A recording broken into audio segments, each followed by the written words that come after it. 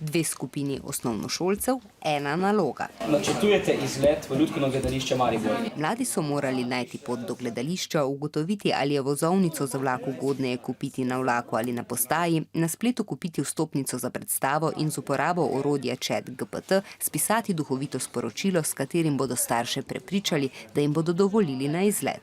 Zdaj še ugotavljamo, kaj se dogaja. Ugotovili smo, kdaj je vozni red. Vstopnice to takoj najdeš, potem tudi pot smo šli na Google Maps in pa poiskali, pa vlak smo pogledali. Kje bomo kupili vozovnico za vlak? Jaz bi rekla prek spleta. Ja, isto. Do natančne informacije so se le stežka dokopali. Bomo ukregali Slovenske železnice, ker to skrivajo, ne? Ja, bom jaz ukregal. Mladi sicer večkrat kot uporabna orodja splet uporabljajo za zabavo. Ker mi je dolg čas, pa kaj objavim tudi ali pa komentiram, pa všečkam. Sledim kakej drami, če je, malo tako, da se sprostim. Če pa kaj rabim tako, recimo, pa uporabim tudi Google Maps.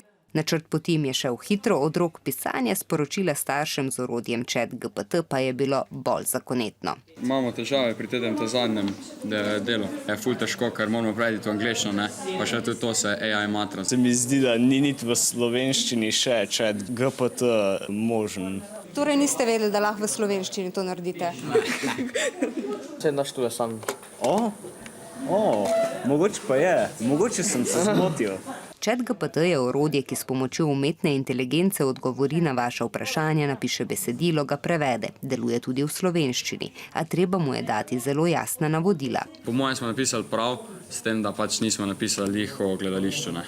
Mama in oče, kako ste? Imam super načrt za to soboto. Kdaj greste vi v resnici v Lutkovno gledališče? 11. marca. Pisal? Soboto si prebral. Presneto. Starši nič ne zvejo, če smo čisto iskreni. Ja, v bistvu samo za druženje smo napisali, ja.